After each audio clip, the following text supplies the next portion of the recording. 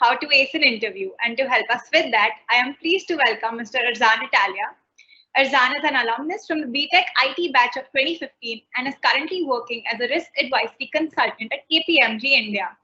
He was a part of the placement committee during college and has continued to be a mentor and guide all students through the stress-filled time, which is placements and interviews.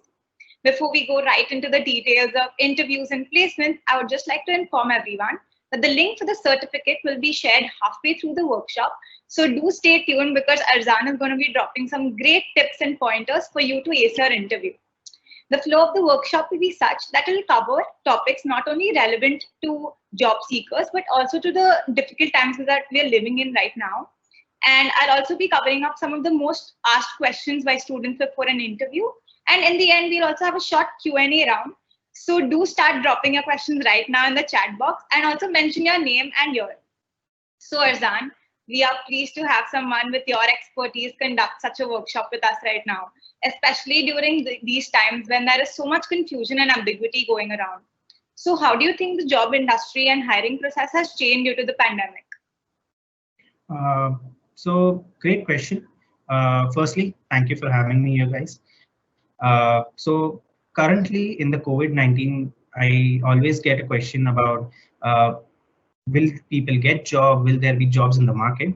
The answer is there are jobs. There will be more openings coming up in the near future. We are looking at a pass out batch of July 2021. So there will be 6 months till companies figure out what type of jobs do they want. There will be opening in multiple technologies that were never coming up in the market, like cloud, AI, data analytics, IoT, and so on. Yes, there will be a downfall maybe in the price or maybe in the number of jobs that the college would get. For example, if a company hires 10 people, they may hire 6 people or 7 people. But there would definitely be hiring. People do require people in the market right now. Difference will be there will be a different culture going on right now. Physical office areas would be restricted and we are working remotely. And I think jobs pertaining to that would open up. So yes, the market would be a bit slow, but people would get jobs. Maybe it would take a little bit more time. If, for example, you get a job within 2 months, you would rather get it in 3 to 4 months. But there are openings and you can definitely get a job. Sure. Okay. So we'll move on to the FAQs right now. So Sure. one of the most common question that everyone has is like, what are the different parts of an interview and like, how do we overcome them? Okay. So keep posting these FAQs so that we could answer it at the end. First thing to understand is whenever you are having a job lined up for you, the first stage would be getting the JD. Okay, a job description document gives you all the basics you need to know about the job, and will that job match to your profile or a profile that you're looking out for. Your resumes should actually portray parts of the JD. Okay, so when you get the JD, always look out for keywords that you can always put in your resume. For example, if the JD is about data analytics and they are requiring someone who has knowledge of Tableau or maybe Power BI, you can highlight those points in your resume if you have worked on. Okay. A good tip about your resume is never lie on your resume. As freshers, you would always be asked questions on your resume, and if you would lie about something and you're caught, you would actually just be in a blacklist zone. Okay, so always make your resume well crisp, and it should always be modulating from your JD. Next step you come is you get prepared for the day the interviews are scheduled. So you come on campus dressed well. A lot of people have this theory where they think that they should not shave, or why should they dress well? Why should they wear a tie? Why should they wear a coat? A good example I would say is if you don't do that, you are not making an impression, or you're making a negative impression. If out of 10 students, 9 students are wearing suit and one of them is not wearing, this shows your negligence towards that profile or that company, and the interview would not like it. So always dress well. It's okay to have a beard, but always groom it. Okay, it should not be shabby. It should not be like an Arijit Singh going for a concert, right? and always be presentable. Have combed hair, always have proper, you always iron your clothes. It's a good practice, especially in abroad. It's a mandate to iron your clothes every day before you come to office. So start right now, right? And once you're on campus, also be aware of what is in your resume. It should not be that you made your resume copy pasting it from somewhere and you are not aware. It's okay to copy paste. It's okay to look for words online and getting to understand things, using words that look more magnanimous. Okay, one of those words. But always know that you are using those words, right? Go through your resume, be prepared for it. On the day of the event, there will be multiple things. There can be an aptitude test, there can be a group discussion, post which you will have technical round, which can range from one technical round to 2 to 3 technical rounds, and then there will be a private personal interview round, PI round. After that, you will get to know if you have cleared it or not. Mostly you would have cleared it if you have cleared it by now till PI. Starting with aptitude. For aptitude test, I would give the best of the solution is to so there will mostly always try to have your hands on all three. If you find one of the points where you feel I cannot do quants, like I was weak at quants, so I would rather focus on logical reasoning and English. So I would get most of the marks there, and even if I get a little bit less in quants, it's okay for me. So always try to focus there. There are multiple books you can refer to, and a best practice is take tests daily. Okay, try to do like 50 sums a day, so that till the end of or till the start of the first aptitude test, you are all well. I'll give you one of the examples where I was asked a question, an aptitude question in a technical round, where they asked me if there is a slice of cake and you could only slice it in 2 slices. How would you make 8 pieces? So, the answer is you slice it once, twice, and then cut it diagonally. Sorry, in 3 slices. So that's how you make 8 slices. So these things you will only get to know if you keep practicing and at least 50 questions a day. I know that's a lot, but you will get a hang of it after a few days. Post which you will move to a group discussion round. A group discussion round will consist of 5 or 10 people among your batch or among your college batchmates who would be there in a room with 2 or 3 of the panelists who would rate you on your group discussion skills. A good practice of understanding group discussion is speak something that is always different and always pick a side. Okay. Usually what happens is people move from side to side. Sometimes they say yes, it is right. No, sometimes they say it is wrong. Rather pick a side. Okay, stand with it. Unless you want to change it in your conclusion, stand with it. Okay, and always be unique. Don't keep repeating the same things. It is always good to have knowledge of it in 5 different sentences instead of 10 sentences. Okay, but those 5 should be unique and strong. When you put those out, the entire discussion should happen in an organic manner. Be humble, because there are 10 more students. Okay, the panel does not just judge you on what you say, they also judge you and in how you take care of the entire crowd. Okay, be a volunteer, start the group discussion, give a good conclusion. Okay, always be presentable, be humble. If someone is talking, always acknowledge that. Okay, if you feel a point is somewhere that's good, always acknowledge that. Never go against a point. If someone is saying something wrong, okay, it's okay to understand, because sometimes correcting someone can also go against you. Okay, once you move from group discussion, and one thing I want you guys to know is aptitude and group discussions are a way for the companies to clear a lot of chunk of people. Okay, so for example, 600 students are there for interview. They would definitely not interview 600 students. Okay, they would clear out 200 students in aptitude round.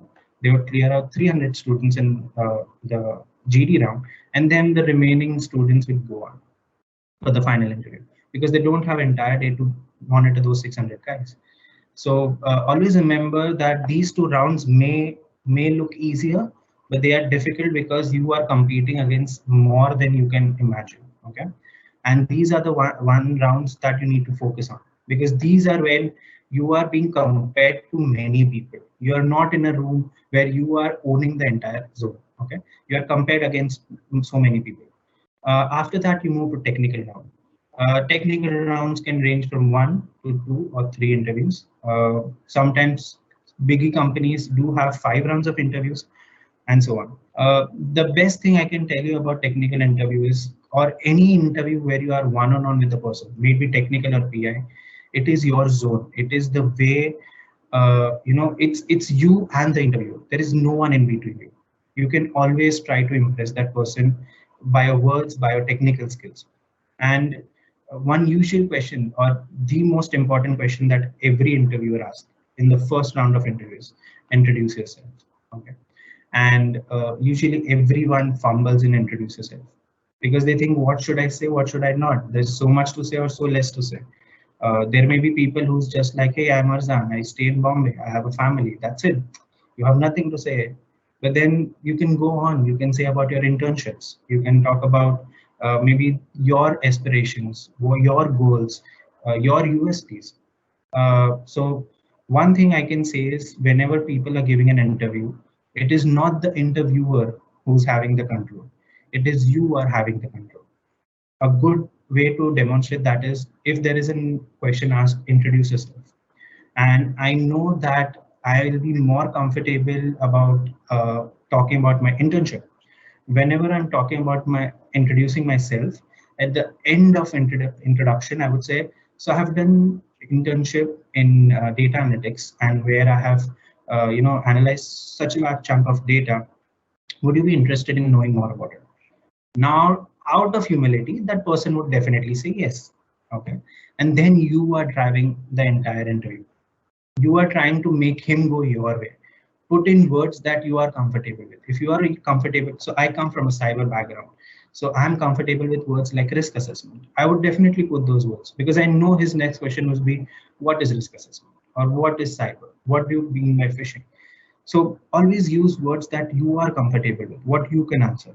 If you have not put it on CV, if you are saying it, he'll ask you that. If there is something on your CV, he'll ask you that. Apart from that, he'll not ask you anything else, because he's not interviewing you from an experience perspective. He's not expecting anything from you. He's just expecting you to be raw, fresh, and being passionate about the work, right? And whenever you go for an interview, be confident. Don't overdo it, like people sometimes they do it, but don't overdo it. Just be confident, just be in your relaxed zone. Okay. Keep smiling. One of the good things about interviews is, always keep smiling. Always use good terminologies that make the interviewer happy. Try to use some funny but professional lines that would help you get the attention of the interview, right? He's interviewing 60 people in one day. Just imagine the amount of load he has to interview same types of CV for 60 people. So you need to be different to impress him. And for example, I'll give you an example where uh, one of the person was asked, what is risk assessment? And in a very funny way, he said, risk assessment is assessment of risk. And he got the job, right? So he impressed it in a very different way. Obviously, he gave some examples, he gave more understanding to that. But that is how you try to make an impression. When the interview panel, after all the interviews are done, they sit and they discuss who they want to go ahead with. They would remember you. You know, this guy, he did this. He told me risk assessment is assessment of risk. That's how you get overhead over others. And in technical round, always remember your technical expertise. Just because you know a development language, just because you know the right terminologies, doesn't mean you get the job. You need to explain them. You need to put them in your normal routine life, work life. Okay. I'll give you examples from my background. So for example, if someone tells me, Arzan, how do you define risk assessment? So I say, you know what, when I'm crossing the road and I have to see left and right to assess the risk that I'm getting hit by someone or not. Right? That's one of the examples you can give. It's simple, but it does help the interviewer to understand the concept. So always give examples. always be elaborate, always be simple. You don't have to use big words, big jargons. It's okay to be good with your communication, but always be simple, right? Because they also see if you will be able to explain an audience which does not understand technical work, right? You will have clients, you will have end users to deal with. So they also check that. And once you're done with this, you go to the PI round. And I mean, PI rounds are the most easiest, the most fun, and the most interesting ones. Uh, they are the ones where the people make you feel so comfortable that you feel like family, you feel like a friend talking to you, and you give out every information you have personally or professionally to them. Uh, those are basically questions like, who are in your family, right? Do you plan on doing masters? Do you plan on shifting to so and so location? The good part is, as relaxed as it sounds, they are also trying to understand what are your future plans, right? So for example, you're going to do masters in 2 years. Do not tell them. They would not hire a person who would leave the company in 2 years. Okay.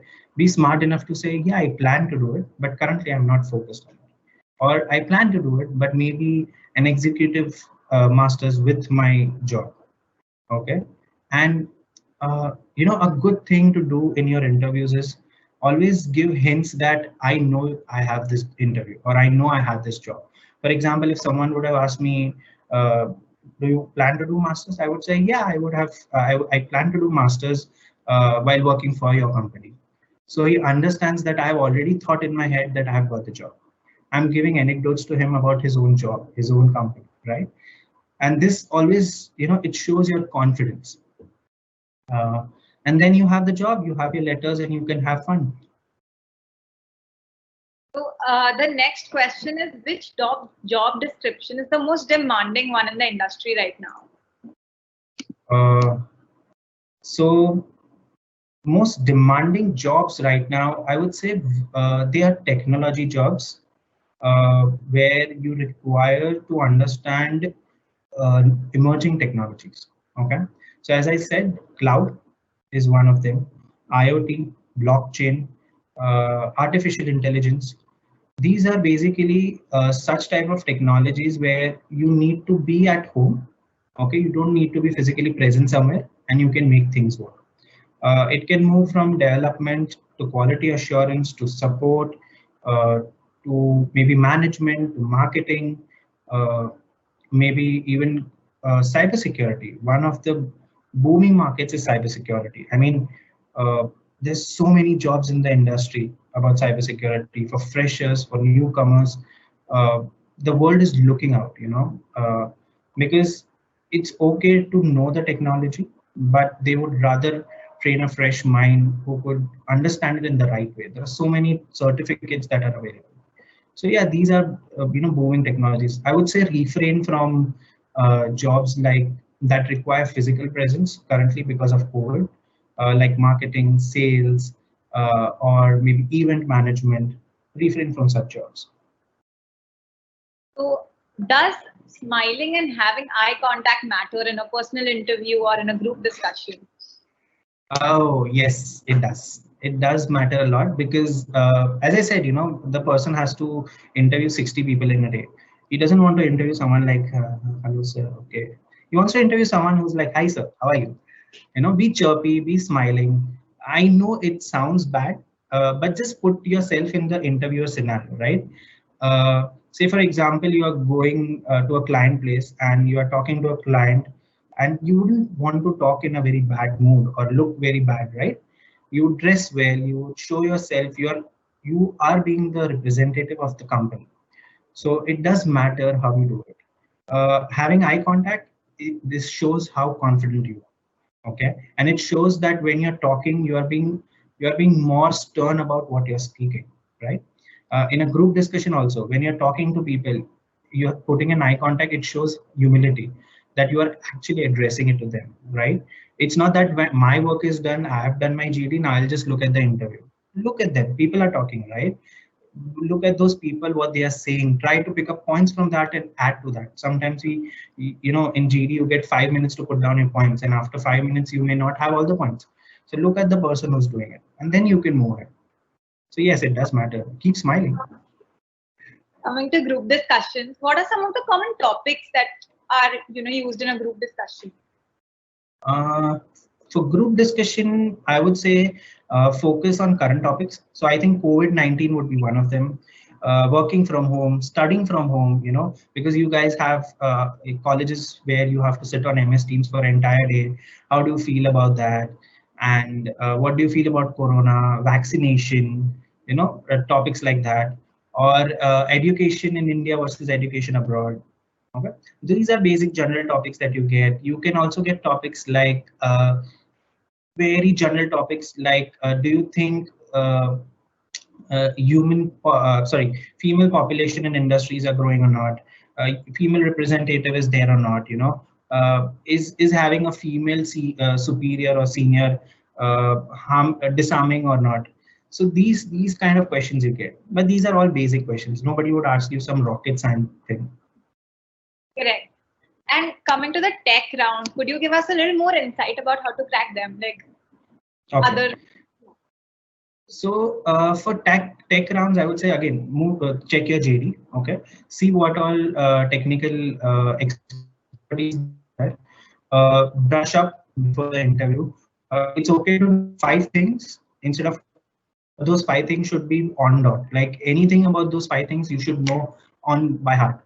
And always I have a very good practice where I ask for a paper and pen and I show them examples. Okay, for example, someone asked me, could you show me uh, how would you design a mobile app, right? So I would just take a paper and I'll say, see, this is the mobile screen, this is how my app would look, this kind of app would have this kind of button. Just show him, just be giving examples. And again, as I said, you should not lie. If you know something, well and fine. If you don't, just say, I know about the topic, okay, but I'm not sure about it. I've not done more detailed review on that. And always give time before interview. I would say always practice before interview. Usually people say, I will just go, I'll just crack it, it's all mine. Just do a proofreading before yourself, trying to understand what questions can be asked.